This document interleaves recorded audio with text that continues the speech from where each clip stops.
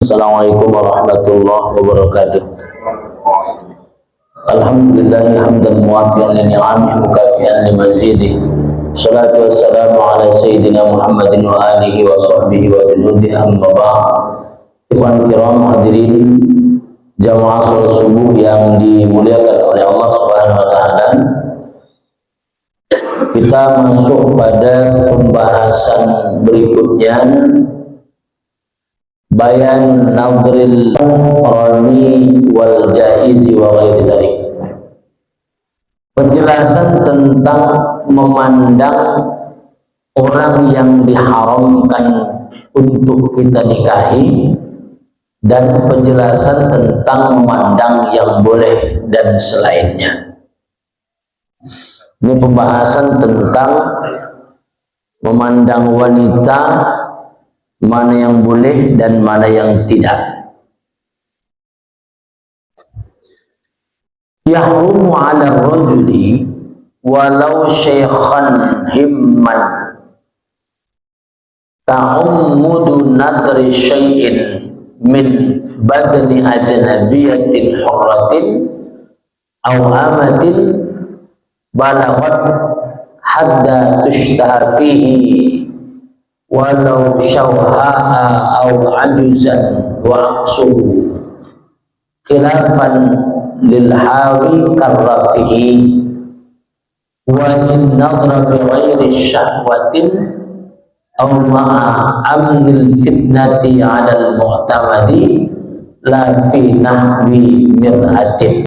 Haram bagi seorang laki-laki walaupun sudah tua renta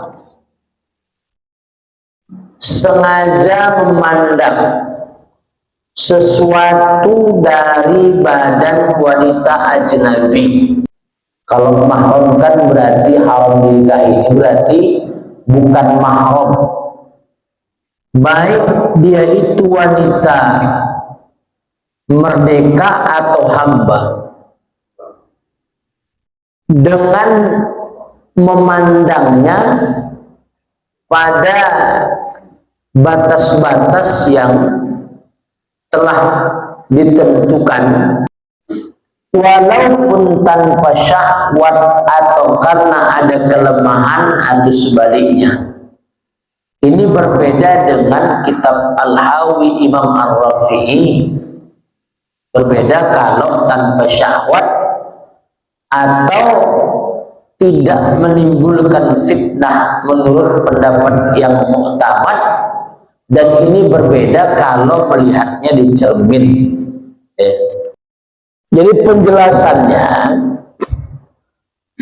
memandang wanita dengan syahwat atau tanpa syahwat. Lelaki ini memiliki kelemahan, dalam bahasa yang agak kasar, mandul. Baik wanita itu merdeka atau hamba, kalau dipandang, walaupun yang memandang adalah laki-laki tua, hukumnya haram. Memandang apa? Walaupun dia memandang wajah dan telapak tangannya. Jadi wanita itu sebenarnya, maaf, boleh dipandang dengan syahwat kalau dia memang sudah ditujukan untuk menjadi istri, ya itu boleh. Apa yang membuat seseorang memiliki keinginan untuk menikahi seorang wanita? Karena salah satunya adalah persoalan syahwat. Itu tidak bisa dipungkiri. Jadi dalam Islam tidak ada cerita orang yang suci itu tidak menikah. Ini kan agama yang lain itu. Jadi kalau misalnya dia tidak menikah, maka dia menjadi suci. Dalam Islam tidak ada. Dalam Islam boleh menikah 1, 2, 3 atau 4, asal memang pernikahannya jelas. Pernikahan jelas. Kenapa? Karena memang ini halal. Tetapi hubungan sebelum menikah, sebagaimana yang kita sebutkan pada minggu yang lalu, hubungan sebelum menikah itu adalah hubungan yang terlarang. Makanya kemarin sudah kita jelaskan bahwa pacaran itu hukumnya haram. Kenapa? Karena pacaran itu termasuk hubungan sebelum menikah. Seolah-olah kalau sudah pacaran, macam-macam lah anak muda nih kan, udah pacaran. Saya baru tahu belakangan kalau seorang perempuan ngasih jajan sama seorang laki-laki diterima, berarti diterima lah itu. Betul kan? Ngasih jajan, ngasih apa namanya itu, apa, coklat. Wah dulu gitu nggak kan? Nggak ada kita ngasih jajan, nggak ada. Gitu. Kita pikir ngasih jajan hadiah itu ya sedekah apa, ternyata itu termasuk alamah, tanda diterima atau tidak. Kalau laki-laki itu menerima jajan yang dikasihkan, maka diterimalah cintanya. Nah, begitu. Jajannya itu bukan banyak-banyak, yang coklat 2000 itu, ya kan? 2000 itu dikasih, terimanya. Nah, besok dibalasnya coklat yang agak lebih mending yang 4000 sama laki-laki itu, terimanya. Ah, berarti itu tanda tuh. Kalau kita dulu pakai apa? Surat ya. Nulis ya. Oh, takut ketahuan ayah awak sama emak awak baca suratnya di WC. Takut ketahuan. Asik sanawiyah atau SMP. Nah, dulu begitu. Nah, hubungan itu bukan hanya sebatas bahwa kau ku ajak ke sana kemari, memandang pun dengan pandangan syahwat walaupun sudah tua renta itu diharamkan. Memandang apa? Memandang walaupun memandang wajahnya. Jadi kalau di dalam firman Allah Subhanahu wa taala, yakni Quran surah An-Nur ayat 30 menyatakan, qul lil mu'minina yaghuddu min absarihim wa yahfadhu furujahum. Katakanlah kepada orang-orang yang beriman agar mereka menundukkan pandangan mereka dan menjaga kemaluan mereka. Jadi Allah menyuruh kita untuk menundukkan pandangan, menundukkan syahwat. Jadi kalau peristiwa dulu dia, waktu awal lajang dulu, naik angkot ke Medan, itu banyak wanita tak menutup auratnya, tak tutupnya auratnya. Pakai bupati, buka paha tinggi-tinggi, pakai ini lagi dia. Depan awak pula duduk dia. Tengok awak.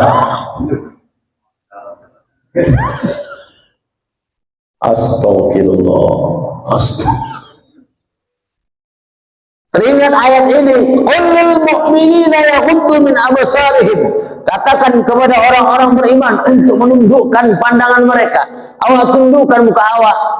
Rupanya di bawah ini parah lagi dah. Macam orang gila, begini terakhir. Pas depan itu tuh, wanita itu. Tak tutup aurat. Nah, itu termasuk haram memandang yang gitu. Ada hadis Nabi SAW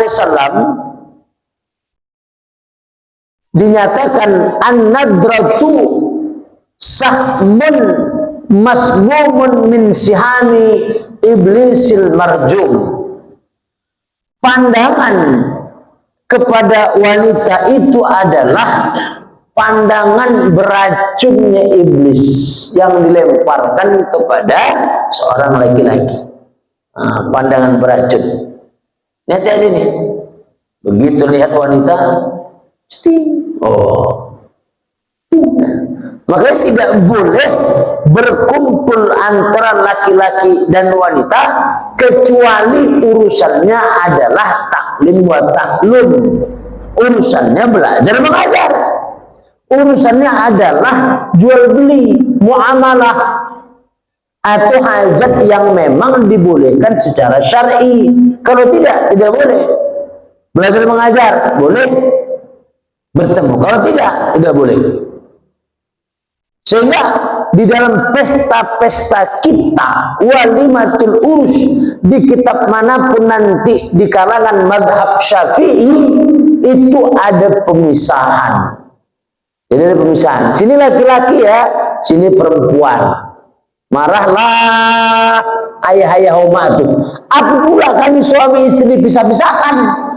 Iya bu, di tempat pesta ibu nanti dekat dengan suami orang, bapak nanti dengan istri orang. Sedikit aja pisahnya, tak pala lama. Ibu sana, bapak di sini dah.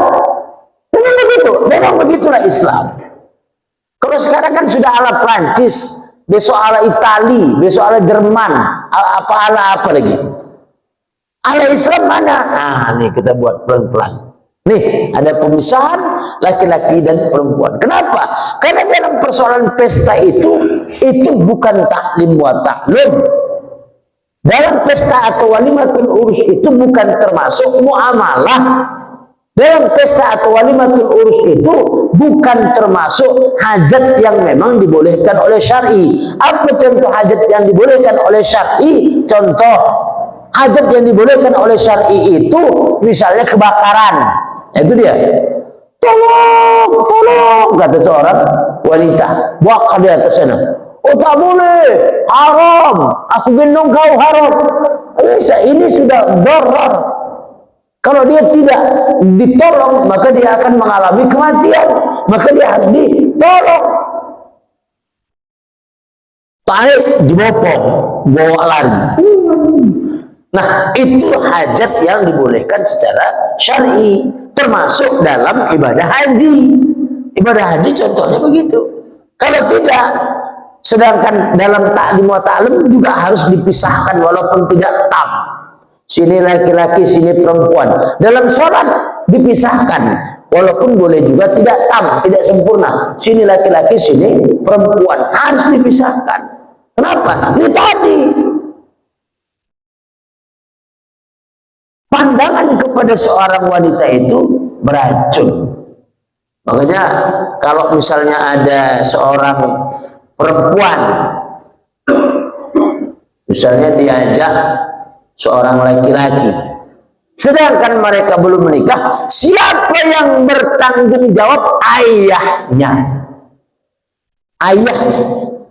Ya ayyuhalladzina amanu qu anfusakum wa ahlikum nara. Wahai orang-orang yang beriman, jaga dirimu, jaga keluargamu. Dari mana? Dari api neraka.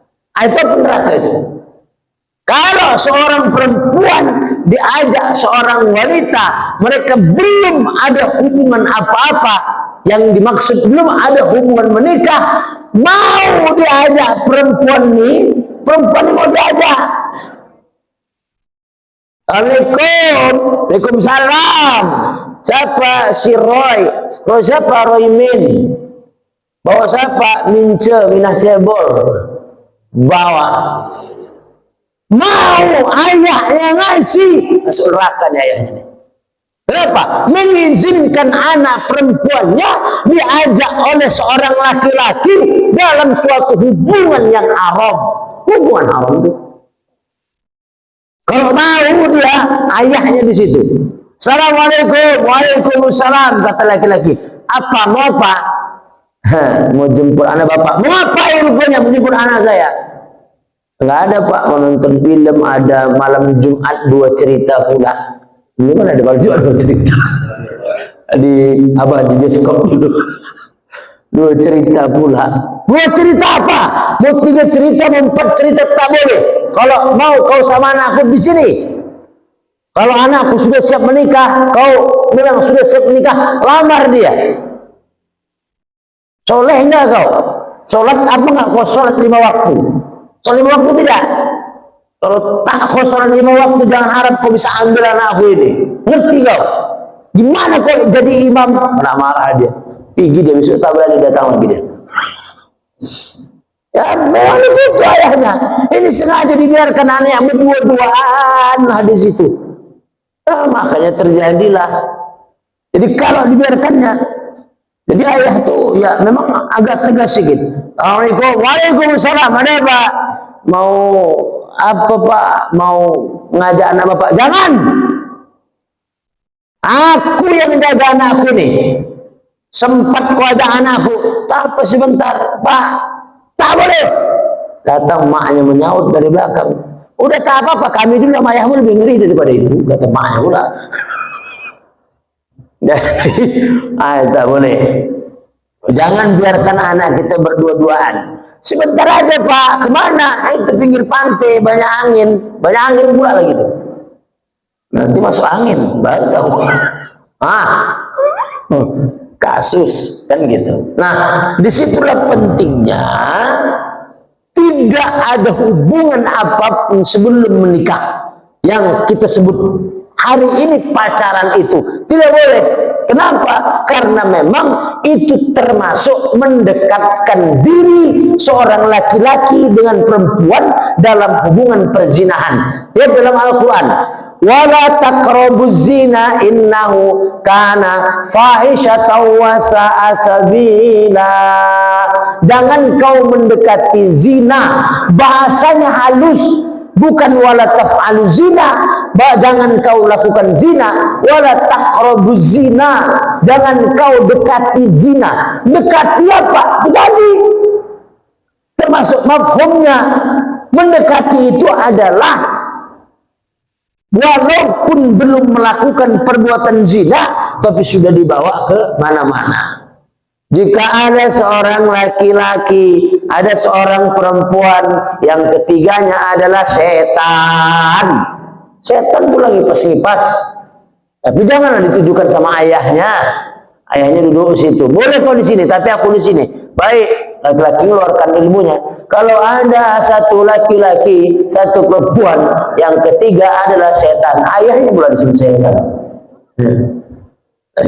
Jadi, itu ya. Jelas. Jangankan untuk hubungan seperti itu, memandang dengan syahwat saja hukumnya sudah haram. Memandang dengan syahwat hukumnya sudah haram, apalagi lebih dari itu. Maka disebutkan dalam hadis tadi, pandangan kepada wanita yang bukan mahram itu adalah racun dari beberapa racun iblis yang dilemparkannya kepada seorang laki-laki. Makanya ini bukan hanya terjadi sama anak muda, yang sudah menikah pun juga begitu. Yang sudah menikah, ting-ting. Jadilah, kan banyak terjadi perselingkuhan terjadi. Naudzubillah, naudzubillah. Maka diperintahkan kepada kita untuk menundukkan pandangan. Kenapa? Karena memang Islam ingin menjaga seorang laki-laki dari seorang perempuan. Jadi hubungannya jelas, ini laki-laki perempuan. Kalau sekarang kan rusak. Hubungan itu betul-betul rusak. Hubungan itu tidak tertata dengan baik. Hubungan itu amburadul. Diatur. Jangankan laki-laki dengan perempuan, laki-laki dengan laki-laki, kita pun harus waspada sekarang. Jangan. Saya bilang tuh, kalau laki-laki pegang-pegang tangan, jangan kau pegang-pegang tangannya. Kalau dulu laki-laki pegang tangan laki-laki sahabat, sekarang hati-hati. Banyak kasus, banyak, bukan tak banyak. Maaf, ini juga menimpa banyak pesantren, bukan satu saja. Saya tak sebutlah, gitu. Pesantren Nusrat bagaimana? Belum. Tapi kita waspada. Walaupun, nah, indikasinya ada satu kasus, tapi kita sudah langsung vonis. Betul. Pernah menimpa pimpinan seorang pesantren, pernah. Menimpa seorang pengasuh pesantren, pernah. Coba bayangkan, ini penyakit luar biasa nih. Jangankan laki perempuan, hati-hati laki-laki dengan laki-laki. Kalau udah dia pegangan tangan ke sana-sana, udah curiga kita. Jangan kok pegangan tangannya. Sana kok. Perempuan juga gitu. Kalau dulu kita bilang sahabat-sahabat, sekarang nggak bisa. Makanya kan anak-anak itu dilarang satu tempat tidur dengan anak yang lain. Hukumnya haram. Nggak boleh. Laki-laki dengan laki-laki kalau bisa dipisahkan tempat tidurnya, jangan satu tempat tidur. Dan bahkan satu selimut, walau itu sudahlah. Satu selimut itu betul-betul hukumnya haram. Kalau kita bilang haram kuadrat sudah. Itu satu selimut tuh betul-betul haram itu. Nggak boleh itu. Laki-laki tidur satu selimut dengan laki-laki lain, hukumnya haram. Jadi jangan satu tempat tidur. Kalaupun satu tempat tidur, tempat tidurnya besar, ada batasnya, batasnya ada. Tempat tidurnya rosban besar, batas kita di sini, ini ada gulung, oh di sini, jangan kau lewat sini ya. Tapi kalau tempat tidurnya satu, pas-pasan satu, haram untuk masuk yang lain tidur di situ. Hati-hati tuh anak-anak. Hukumnya haram tuh. Siapa yang ketahuan kalau di pesantren misalnya dia satu tempat tidur dua, itu kita kasih sanksi, bahkan bisa kita pecat gitu. Hukumnya haram tuh, nggak boleh. Disitulah Islam untuk menjaganya. Makanya kan di dalam hadis Nabi diperintahkan kepada kita, anak yang berumur 10 tahun sudah wajib dipisahkan tidurnya dari ayahnya, dari emaknya, pisahkan sudah. Nggak boleh sama lagi dia dengan ayah dan emaknya, dia sudah punya kepribadian sendiri, maka dipisahkan. Dan laki-laki sama laki-laki, jangan jangan laki-laki walaupun adiknya perempuan misalnya, tidak boleh sama, dibedakan. Mana kamar laki-laki? Nih. Mana kamar perempuan? Nih. Nah, jangan disamakan satu kamar laki-laki dengan perempuan. Jangan. Itu dibedakan itu. Dan termasuk juga tadi, jangan satu tempat tidur.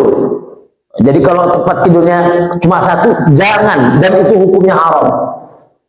Bahkan menempati tempat tidur orang lain tanpa izinnya, hukumnya haram. Dosa itu. Menempati tempat tidur orang lain tanpa izin. Di tempat tidurku, tentu dia tidur di situ, haram hukumnya. Kalau dia tidak minta izin. Nah, itu. Jadi hati-hati. Apalagi satu selimut, wah itu sudah. Kenapa? Karena memang sekarang ini luar biasa LGBT itu, luar biasa sekarang. Itu pula lah yang terjadi sekarang ini, semakin lama semakin parah. Penyakitnya itu merembes kemana-mana. Jantan, badan togap, togap kali badannya. Di tempat-tempat barbel, togap badannya. Tak tahu, becak. Nih kasusnya. Nah, jadi itulah penjelasan tentang hukum pergaulan, hukum memandang, dan penjelasan tentang boleh tidaknya seseorang bercampur baur antara laki-laki dengan perempuan. Nah itu, jadi ini ada pemisahan. Makanya kan di pesantren kita juga itu memang kurang sempurna, walaupun dibolehkan. Sebaiknya nanti ada, ini memang tempat laki-laki semua pesantrennya, ini tempat perempuan semua. Itu yang bagus, walaupun belum tentu selamat ya. Selamat nih dari misalnya memang ini pesantren perempuan semua, ternyata ada yang tak selamat juga. Disitulah setan itu ada di mana-mana. Ini pesantren laki-laki semua, ternyata ada kasus juga. Ini pesantren perempuan semua, ternyata ada kasus juga. Nah itu. Tapi untuk aturannya lebih selamat.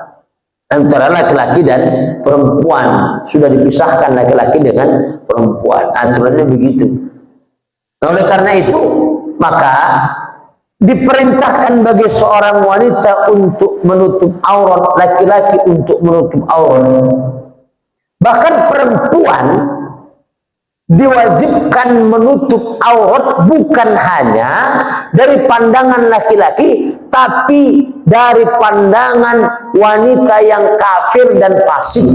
Itu wanita itu sholat tidak, tutup aurat, jangan tampakkan sama dia seluruh tubuh kecuali wajah dan tapak tangan. Maka dalam Islam yang disebut dengan kerudung khimar itu yang di atas sampai menutupi dada, itu namanya kerudung, bukan jilbab. Ini kerudung namanya nih. Jilbab itu mana? Pakaian panjang yang menutupi leher sampai ke bawah. Jalbaba yujalbibu wa jilbaban, macam lorong dia. Makanya bagi wanita menutup aurat sebenarnya bukan berpotongan, tidak boleh berpotongan karena dia jilbab. Jilbab itu apa? Kalau bahasa kita sekarang gamis. Nah, gamis panjang itulah jilbab. Ini macam inilah jilbab tuh, jubah. Itulah jilbab. Yang di atas ini namanya khimar. Khimar itu namanya kerudung. Jadi kalau seorang wanita ketika keluar rumah dia masih berpakaian potongan, itu berarti dia tidak menggunakan jilbab. Nah, jilbab itu makanya kita harus paham, jilbab itu bukan yang di atas. Yang di atas itu namanya kerudung. Jilbab itu tadi. Inilah yang menjadi pergeseran makna tadi itu. Sehingga orang menganggap yang di atas tuh nggak pakai jilbab, padahal salah sebenarnya. Cuman sudah menjadi kata-kata yang umum, sama dengan begini. Dulu kita memanggil ayah, memanggil mama itu kan untuk orang tua kandung. Sekarang tidak lagi. Kami dulu di Kabupaten Serdang Bedage manggil ketua MUI itu ayah. Ayah, manggil bininya mama. Sehat mama, gitu. Sehat ayah.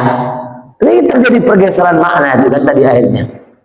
Harusnya ayah itu orang tua kandung yang laki-laki, tapi terjadi pergeseran makna. Sama dengan tadi itu. Sebenarnya salah mengatakan jilbab yang di atas, salah. Cuman disitulah masyarakat mengatakannya secara umum. Kenapa kok tak pakai jilbab? Maksudnya apa? Yang di atas. Padahal yang di atas itu bukan jilbab namanya khimar atau kerudung. Jilbab itulah pakaian yang tidak berpotongan dari leher sampai ke bawah. Itulah yang dimaksud dengan jilbab tadi itu. Nah, jadi kembalikan ke makna yang syar'inya, makna yang sebenarnya. Maka seorang wanita ketika keluar rumah wajib menggunakan kerudung khimar atau wajib menggunakan jilbab tadi itu. Dan ingat, bukan hanya bahwa kerudung dan jilbab saja, tapi pertama bajunya harus tebal, tidak boleh tipis. Ini kalau warna hitam tak pernah nampak ini. Tapi kalau misalnya jubah di warna putih, itu makanya kalau saya pakai jubah warna putih itu kain sarung lagi dalamnya, menepak dia. Begitu kita ruku, karena saya berpengalaman, menepak. Kalau warna putih itu lebih nampak dia. Nah, itu putih. Bahkan kemarin ada kasus oknum lah santri perempuan itu, memang ya tak 100% dia pakai tipis, tak pakai celana panjang lagi dia di dalam jilbabnya itu, tipis pula. Ketawalah kawan-kawannya, menangis dia. Nah, itu nampak gitu. Jadi kalau masih bayang, berarti dia belum menutup auratnya dengan sempurna. Bayang begitu, apalagi orang putih kan. Orang putih itu nampak. Jadi pakaiannya harus tebal. Tidak boleh tipis, tidak boleh. Dan tidak boleh ketat. Macam apa? Gitar Spanyol. Macam dodol yang dibungkus tuh. Ketat. Sekarang tengoklah semua. Kayak kerudung dilipat-lipat begini. Masukkan ke dalam. Bajunya baju ketat, celana ketat. Apalagi laki-laki. Laki-laki tak pakai singlet, dia pakai celana jin, sholat dia, bajunya ketat. Begitu dia ruku, awak di belakang, nampak lesung pipitnya belakang sini. Oh, itu tak sah itu melaksanakan ibadah sholat. Kenapa? Nampak auratnya tadi itu tak sah. Sehingga kenapa kita diwajibkan untuk menutup aurat? Salah satunya adalah menjaga pandangan orang yang memiliki niat tidak bagus. Termasuk salah satunya tadi. Bayangkanlah misalnya, wajahnya lah sudah cantik, pakai celana pendek, dia putih pula lagi, lari pagi, negor pula. Wah juga manusia. Hah? Buang muka ya, habis itu balik lagi gitu. Tapi pandangan pertama rezeki gitu. Oh iya. Gitu ya. Gini aja lama lah. Pandangan pertama tapi lama gitu. Pandangan pertama rezeki. Gitu ya. Pertama tapi lama gitu. Yo. Ibarat sahur. Lupa ya. Iya. Asal jangan pandangan pertama tapi lama ya kan.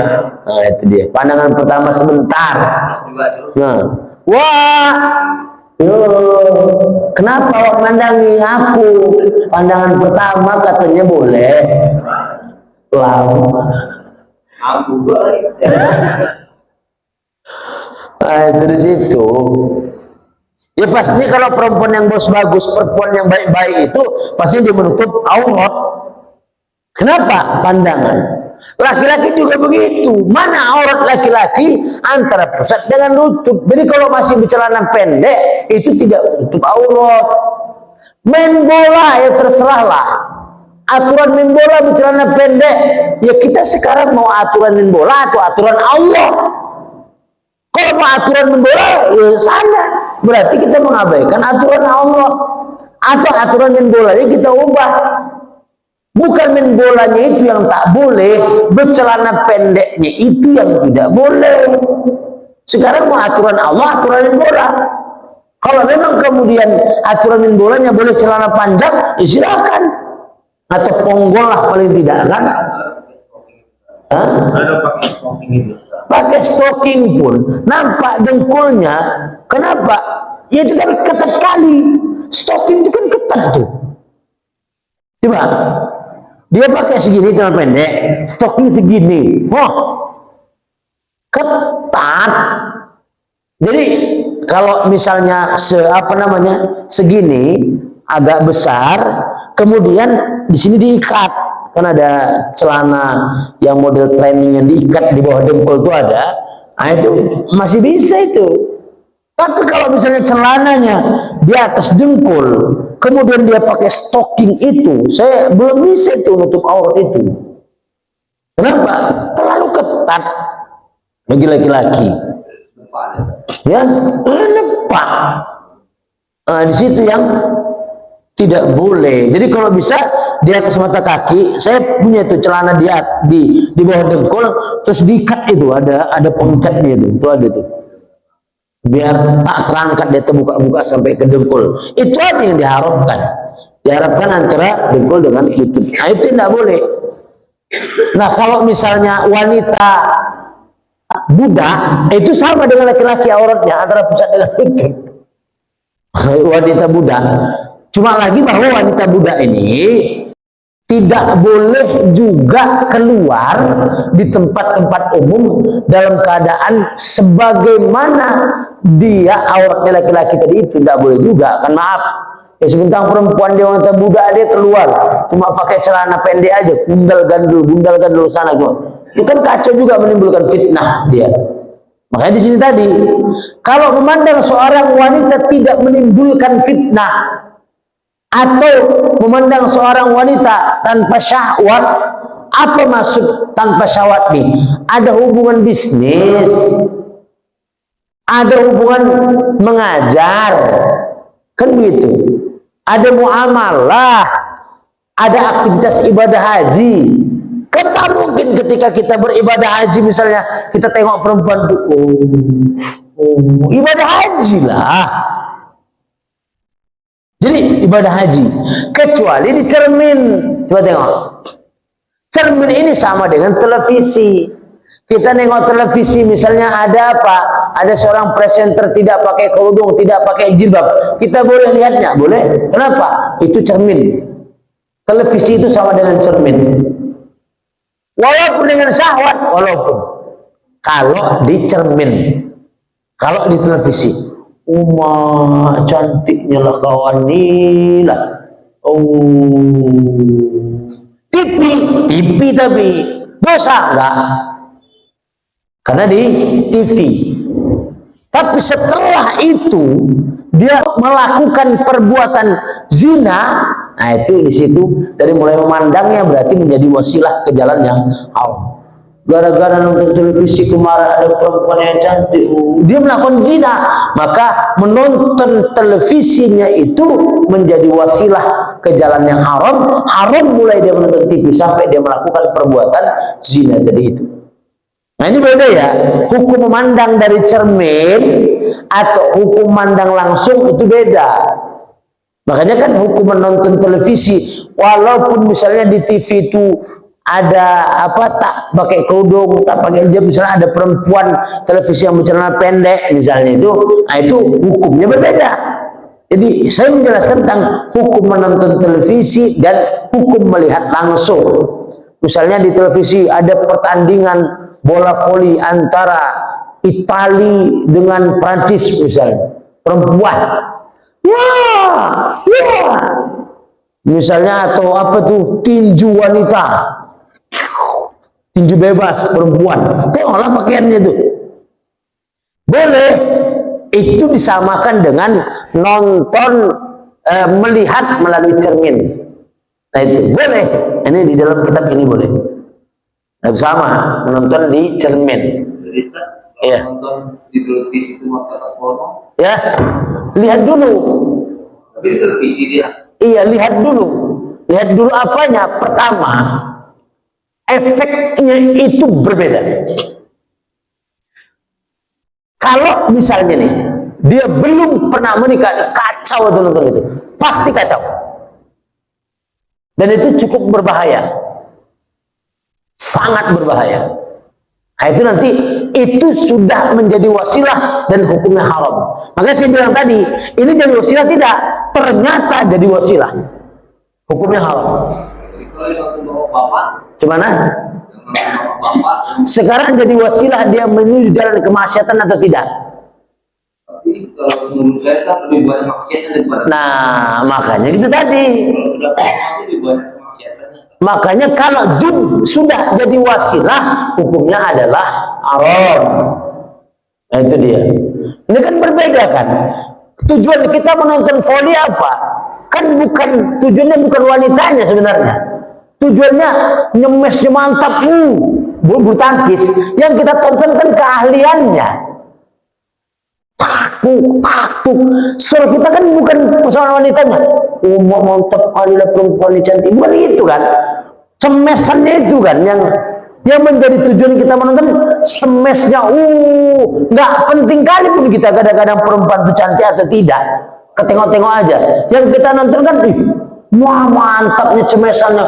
Kan itu berbeda dengan ketika nonton tadi itu video porno tadi. Memang yang ditonton apanya? Itunya.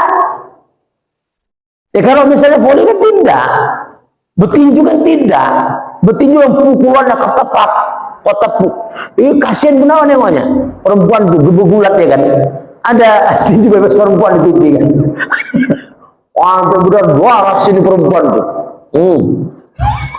Kadang-kadang nonton sama orang rumah, Umi cocok masuk sini tuh. Dia kan tegap tinggi ya kan. Nonton itu yang beda, tujuan menontonnya untuk apa ini kan berbeda. Nah itu kalau itu memang ya apa yang mau ditonton, kalau bahasanya duduknya yang mau ditonton itu memang itu yang menyebabkan menjadi wasilah tadi itu kemaksiatan, menjadi jalan yang haram. Tapi kalau laki-laki yang soleh, laki-laki yang baik, Itu tak penting-penting kali dia sama dia itu. Hanya lelaki yang ingin, nah jadi itu yang menjadikannya sebagai wasilah menuju jalan yang haram tadi itu. Berbeda. Apa tujuan kau nonton itu? Ya volley. Apa tujuan kau nonton itu? Ya berita. Apa tujuan kau nonton ini? Nah sekarang ini makanya produksi apapun hampir rata-rata menggunakan wanita sebagai sales promotion girlnya. Hampir rata-rata. Ini racun. Makanya racun tadi itu. Makanya sebaiknya ghadul basar. Cuma memang ada hukum yang berbeda ketika melihat langsung dengan melihat melalui cermin atau sekarang televisi itu hukumnya berbeda. Racun. Aku kadang-kadang nonton di televisi. Apalah hubungan perempuan dengan oli? Oli kereta pakai perempuan. Kacau sudah. Hampir semua industri perusahaan menggunakan SPG, sales promotion girl. Ah, itulah. Iya. Iya.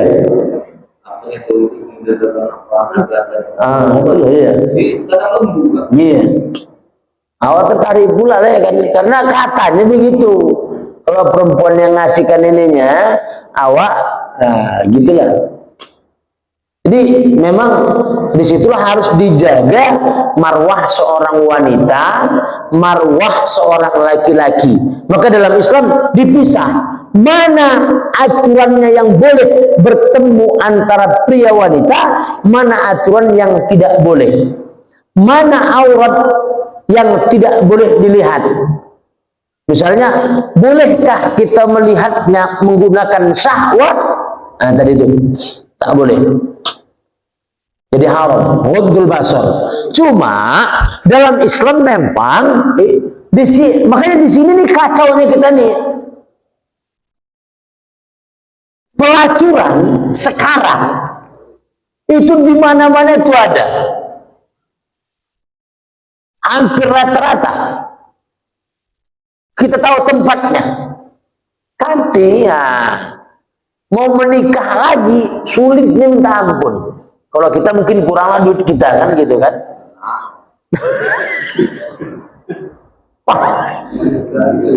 Ini menikah lagi sekarang sulit, susah, ya,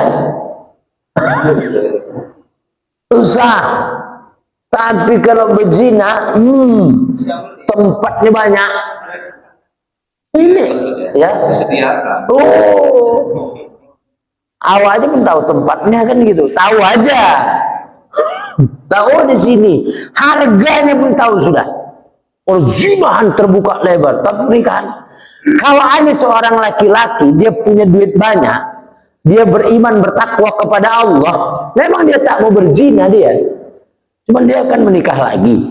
Tapi kalau ada laki-laki duitnya banyak tapi kurang iman, imannya kurang, duitnya banyak, imannya kurang, ini kacau. Itu. Siapa yang orang kaya berdengak lah ya, banyak duitnya, yang tak berzina, Allah, imannya tak ada. Tahulah kita orangnya siapa, ya kan? Nah oleh karena itu maka ini kacau nih. Makanya dalam Islam diatur boleh. Kenapa Allah membolehkan? Misalnya punya istri lebih dari satu, kenapa Allah bolehkan? Karena Allah ngerti. Kita tak ngerti. Allah Tuhan kita yang lebih tahu daripada kita. Bahkan ada seorang wanita, dia melacur-melacur lah sana, yang penting jangan kawin lagi. Mulut bangsat namanya itu. Ya, jadi kesimpulan dari pengajian kita ini, pertama bahwa memandang wanita hukum asalnya adalah haram. Apalagi dengan syahwat. Tapi kalau misalnya ada kepentingan untuk menikah, hukumnya adalah boleh. Kemudian yang kedua, wanita atau pria ketika keluar rumah wajib menutup auratnya. Supaya apa? Supaya dijaga pandangan orang. dari dirinya. Kenapa mata orang terbelalak melihatnya? Karena dia buka aurat. Makanya kan kalau di mazhab Syafi'i, kalau wanita itu memang dapat menimbulkan fitnah dari kecantikannya, hukumnya sunnah muakkadah untuk pakai cadar. Walaupun ini ada perbedaan pendapat ya, cadar itu hukum asalnya boleh, mau pakai mau tidak. Tapi kalau sudah cantik kali dia, gini kepala ini, setiap orang kok, itu tuh, bahkan ada yang mewajibkan pakai itu. Supaya apa? Supaya tidak muncul fitnah tadi itu. Nah, sehingga diwajibkanlah orang untuk menutup aurat ketika keluar rumah. Yang ketiga, diaturlah anak-anak. Anak laki-laki tak boleh satu tempat tidur atau satu selimut dengan laki-laki. Tak boleh. Kalau tempat tidurnya memang kecil. Kalau misal tempat tidurnya besar, dikasih batas. Ini batasku, ini batas kau. Haram hukumnya satu selimut. Haram. Hukumnya satu selimut. Nah, laki-laki ataupun perempuan anak kita umur 10 tahun pisahkan tempat tidurnya dari orang tua. Ada kamar laki-laki, ada kamar perempuan, jangan dicampur di situ. Ini hukum supaya apa? Supaya jangan terjadi hal-hal yang tidak diinginkan, akhirnya melanggar hukum syara, dan akhirnya Allah melaknat orang yang tidak mengatur diri, mengatur keluarganya sesuai dengan ajaran Islam. Termasuk tadi itu, anak-anak jangan dibiarkan bersama dengan laki-laki, anak perempuan laki-laki, jangan. Tanggung jawab tuh ayahnya kalau seandainya terjadi pacaran antara laki-laki dengan perempuan, dibawa anak gadisnya, tiba-tiba hammala yuhammilu, hamilan anak orang tadi itu, kacau. Nah itu, hamil di luar nikah, ini yang berbahaya, sangat berbahaya. Ya mungkin demikian yang dapat saya sampaikan, mudah-mudahan ada manfaatnya, mudah-mudahan Allah Subhanahu wa taala beri keberkahan kepada hidup kita, kepada keluarga kita. Allah kumpulkan kita di tempat yang mulia ini, insya Allah di akhirat nanti Allah kumpulkan kita pula di dalam surganya, amin ya rabbal alamin. Assalamualaikum warahmatullahi wabarakatuh. Ada pertanyaan? Silakan. Iya. Wanita dan laki-laki berpisah. Iya. Jadi kasus kami sebagai kerja itu kan kadang banyak soal kayak tumpang atau tak bonceng, simpang itu ini pabrik. Iya. Jadi kan katanya niatnya kan ingin menolong. Iya. Karena kan satu kerjaan, satu pabrik, satu arah gitu. Jadi apa hukumnya kita membonceng kawan kita yang bukan mahram tadi? Iya. Kalau doror boleh. Doror itu begini misalnya tuh. Doror itu begini. Pak, tolonglah saya dikejar penjahat, Pak. Kita naik kereta di situ. Untuk kasus-kasus begitu boleh. Tolonglah Pak. Tadi makanya boleh tadi kan. Tolong Pak, saya dikejar penjahat. Kita naik kereta di situ. Ayo cepet Pak. Tapi janganlah pula lain-lain aku bilang. Ayo naik, pegang kuat ya. Perempuan pula. Ya, dalam kondisi darurat tadi itu. Tapi kalau tidak dalam kondisi darurat dan hajatus syar'i tadi tidak boleh. Ya. Gimana? Jangan, bahaya itu. Nah, itu banyak kasus tuh. Ada laki-laki mau pergi kerja, ada seorang wanita misalnya minta tumpangan, tiap hari pula, pandangan pertama, pegang pinggang, besok bonceng lagi, besok bonceng lagi. Ini kejadian nih, terjadi perselingkuhan, dan itu bukan 1-2 kasusnya. Gara-gara laki-laki ini bonceng perempuan nih, hampir tiap hari boncengnya, terjadilah. Makanya hati-hati, makanya haram hukumnya, nggak boleh sembarang kita. Haram bonceng perempuan yang bukan mahram kalau tidak karena tadi itu doror atau hajatus syar'i tadi itu, darurat tadi itu. Tidak boleh. Kenapa? Terjadi perselingkuhan. Kenapa? Ini kita betul-betul aja istilahnya. Memang terjadi. Saya tak usah buka lah siapa orangnya. Kalau kita tunjuk pun ada di kampung ini. Betul. Saya nggak usah tunjuk. Terjadi. Nyetrum ya. Nyetrum. Makanya jangan. Buat dikreatif, bukan makro. Ya, biasanya jaga jarak. Jadi kasih maunya kan, yang bukan mahram tidak boleh minta bonceng. Kerajaan itu kejadian terjadi perselingkuhan. Karena Islam itu menjaga, sebelum terjadi sesuatu dijaga dulu sesuatu itu supaya jangan terjadi sesuatu. Makanya hukumnya apa? Hukumnya adalah haram. Kecuali tadi itu ya, doror tadi itu ya, ujar penjahat dia kan, nah itu tadi. Kira-kira begitu ya. Wallahu a'lam bishawab. Ada yang lain? Udah? Iya. Baik, kita tutup dengan doa. Bismillahirrahmanirrahim. Allahumma alimna ma jahilna wa dzakirna ma nasina wanfa'na bima 'allamtana ya Allah ya Arhamar Rahimin. Allahumma faqqihna fid din. Allahumma faqqihna fid din. Allahumma faqqihna fid din ya mujibat du'a'is sa'ilin. Wa sallallahu sallam alaihi. Alhamdulillahi rabbil alamin. Ila liqa' ma'assalam. Assalamualaikum warahmatullahi wabarakatuh.